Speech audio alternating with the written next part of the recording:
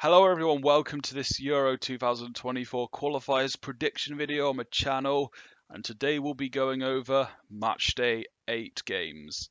Let's start off with Group A. As you might have heard me say in the matchday 7 video, I am doing this having looked at only England, Wales and a couple of other teams' squads because the squad announcements don't usually affect my predictions. And also recording this having not seen the matchday 7 results. But let's start off with Georgia versus Cyprus. Georgia won 2-1 in Cyprus. Georgia haven't done that well in this qualifying campaign. They've got Artem Kvara and maybe some other good attackers.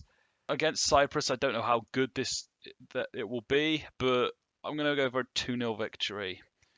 And Norway versus Spain.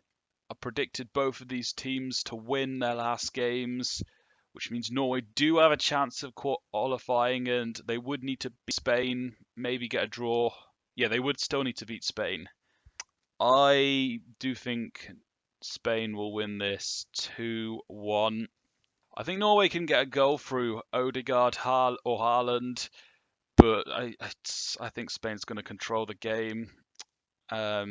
Which that result will mean both Spain and Scotland qualify.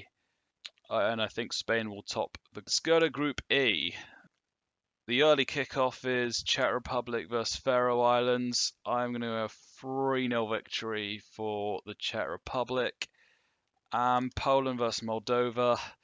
As I said in my last video, I don't know what to expect because I don't really know about Poland's managerial situation. But against a team like Moldova, who have been doing well so far, I think they should still win. I'll go for a 2-0 win for Poland. And let's go over to Group I. So first game, Switzerland versus Belarus. Switzerland won 5-0 in the first game. I'm going to go for another 5-0 win because Belarus haven't been good. I might have gone higher than 5-0, but Switzerland have been underwhelming at times, including the draw at Kosovo, Romania, not killing off Andorra. So, yeah, I'm going to go 5-0. Romania versus Andorra. I think Romania will win this. I'll go 1-0. Andorra, I have a feeling, might be difficult to break down. Kosovo versus Israel.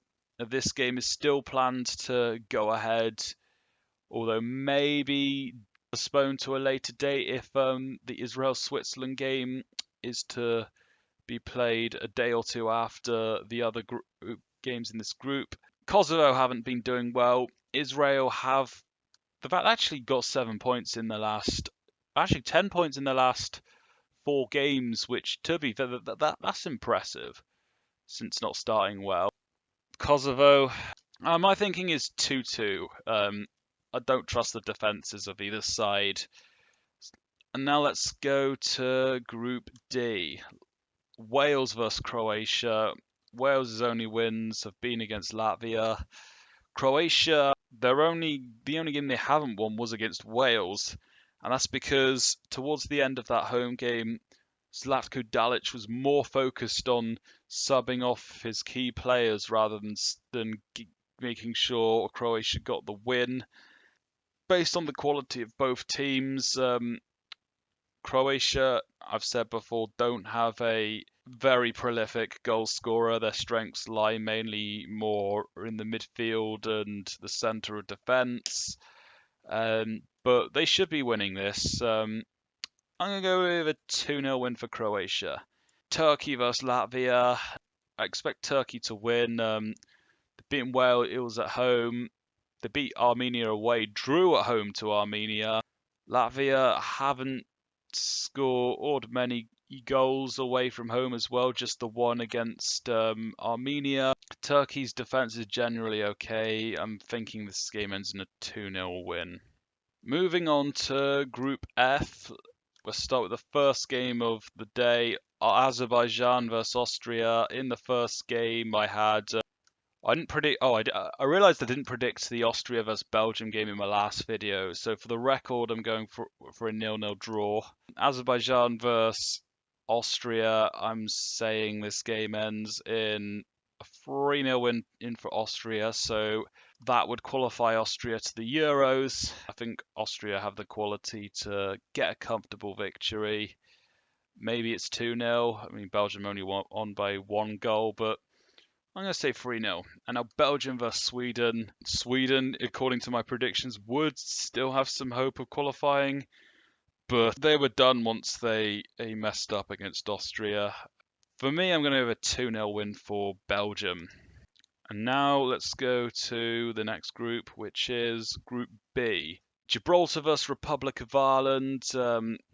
I'm going to go over 3-0 to Republic of Ireland, and I'm going to go for a Callum Robinson brace. Greece versus the Netherlands. The Netherlands got a comfortable win against Greece. I think most of us thought it would be a lot closer. I mean, I think I said 2-0. But this game, Greece are the home team. I'm going to have a 1-1 draw. Next, we go to Group J. Let's start with Bosnia versus Portugal. I'll go for 3-0 win for Portugal.